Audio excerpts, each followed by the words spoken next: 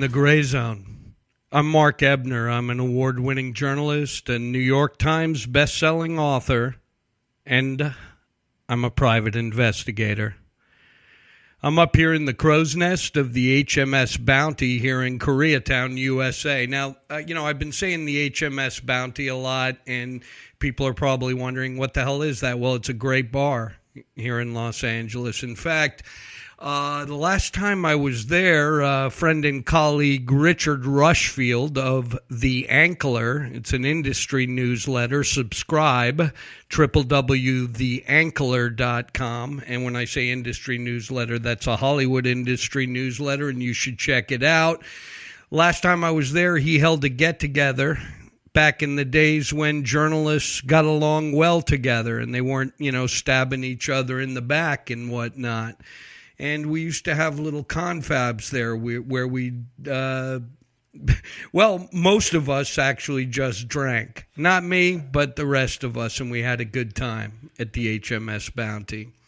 This is listener-supported crime podcasting, on which we'd be remiss if we didn't acknowledge and gratefully appreciate our new executive producers. We got my old friend and colleague David Rensin, Rensin. Check his books out. They're wonderful. And speaking of wonderful, the wonderful Terry Lawton, my sister Kaylee Calvey, Hugh Palmer and his wife Patricia Scanlon, the most excellent Kernan Coleman, and Matthew Renaud. Thank you very much. These are the people who have convinced me to eschew what's left in the slag heap of traditional journalism towards getting this podcast to the place where I'm actually doing live crime reporting right here, right now, on the Gray Zone. And guess what? We've accomplished that in this, our first of 5 episodes. I've got some bombshell, up-to-the-minute, rock-solid reportage on the Stan Lee saga that I teased out in my last episode, concurrent with my Daily Beast story picked apart by vultures, Stan Lee's last days. So, join us. Break me off some cabbage via PayPal, markebner59@gmail.com, or become a show patron on Patreon. And we're going to have that link in with the post for this show. You'll see that. Well, that is excellentialism. Patreon. www.patreon.com/Mark Ebner. Break me off a piece of lettuce. I'm passing the hat over here. So, you're in the gray zone. Astride of a grave and a difficult birth. Down in the hole lingeringly, the gravedigger puts on the forceps. We have time to grow old. The air is full of our cries. That's Samuel Beckett waiting for Godot. I love that image. Down in the hole lingeringly, the gravedigger puts on the forceps. That's existentialism as at its finest. Is it not, Dr. David? That's beautiful, man. Isn't it beautiful? The use of the English language when, it's one of the, I think, I don't want to take things in a political direction here, at least not for long, but I think in the current age, people are losing an appreciation for the beauty of language. Yes, indeed. Well, I was born in 1959 at the Lying In Hospital in Providence, Rhode Island, the very same hospital where my father, the late Dr. Herbert Ebner, held court and saved the lives of countless newborns and their mothers. Not so with my mom. She was a beauty queen. Miss University of Rhode Island. I mean, you wouldn't know it to look at me, but yes, she was beautiful. She was a nurse. She was my angel. But she drew her last breath before I had given suck at 28 years old, dropping dead of a cerebral hemorrhage when I was but 2 years old. my father, saddled with 2 toddlers. My sister and I had us raised early by a series of caretakers, governesses, nannies, housemen, call them what you want. They were all from all over the world of different ethnicities, and my life is richer as a result. And growing up in the shadow of the old Superman building in dirty Providence, okay, all right, it was the Industrial National Bank building, but it sure looked like the Daily Planet from where I was standing or sitting at any given moment in my childhood. And fuck it, I knew I was going to be a reporter when I was 6 years old.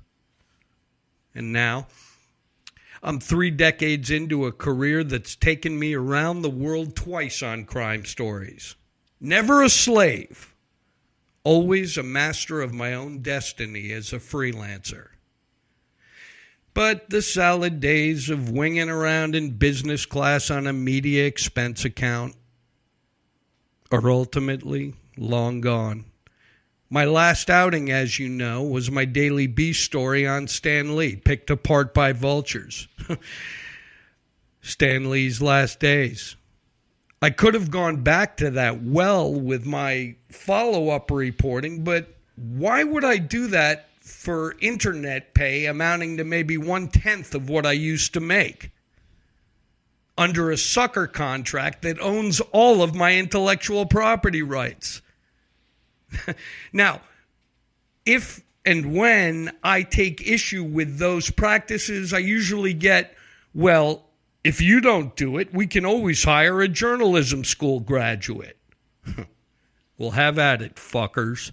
By doing that, you devalue track record journalists to the point where what you're producing amounts to not much better than the very fake news that ogre, the Ponzi guy Trump, is accusing you of.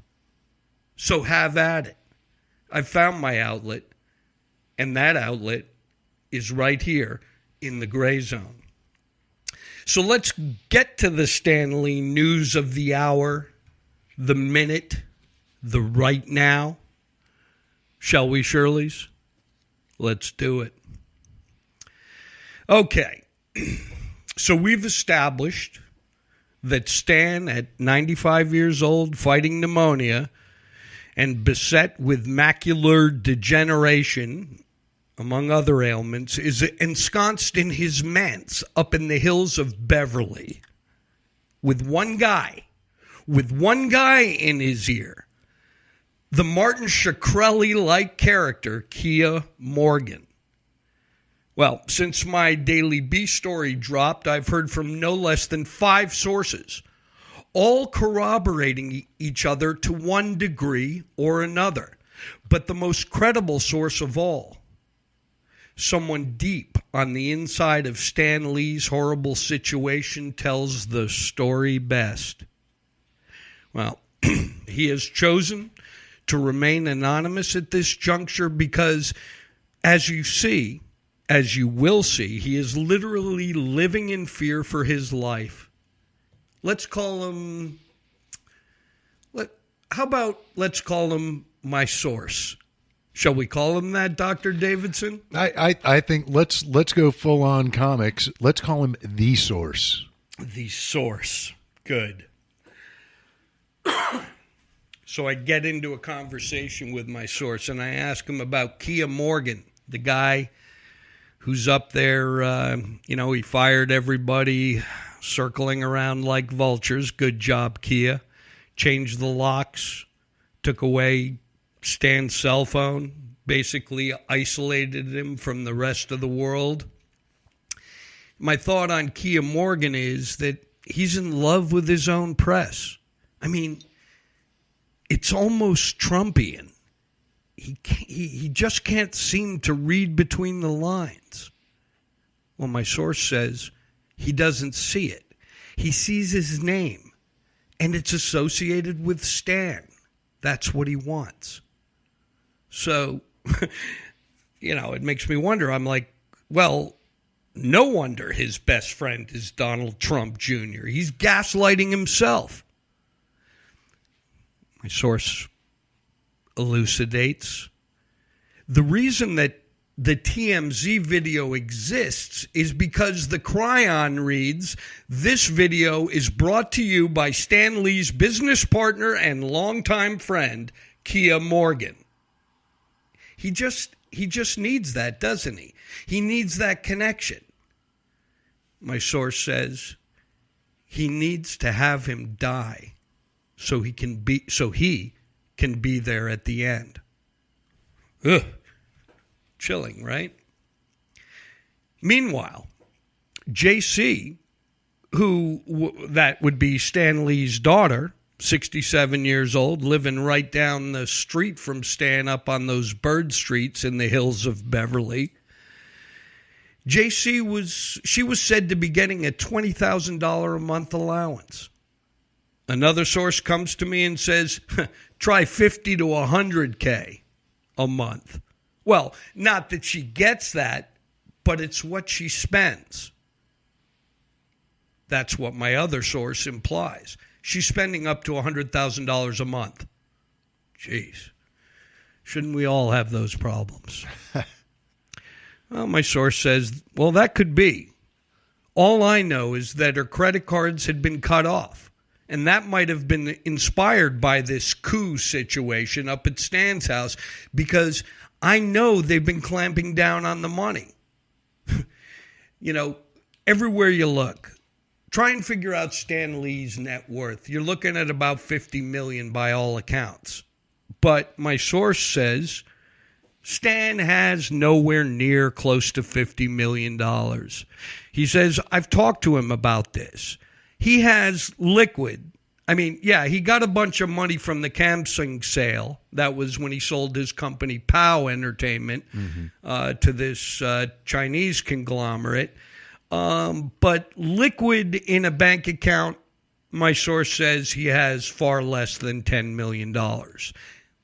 You know, and once again, he laments he didn't get anything from the Marvel sale to Disney. He got nothing.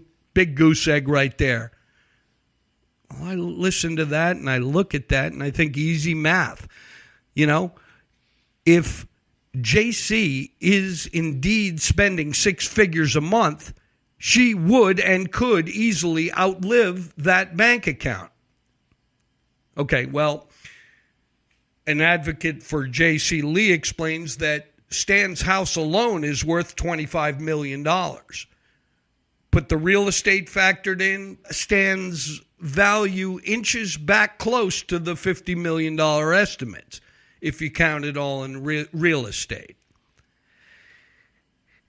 My source says, I've seen JC firsthand telling Stan, I'm your daughter, your success is my success.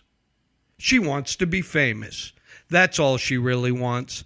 And I've seen him a few times when I thought he was going to have a stroke, because she gets him so worked up that he turns red, and I'm like, holy shit, I'm going to watch him die right now. And she does not relent. She does not relent.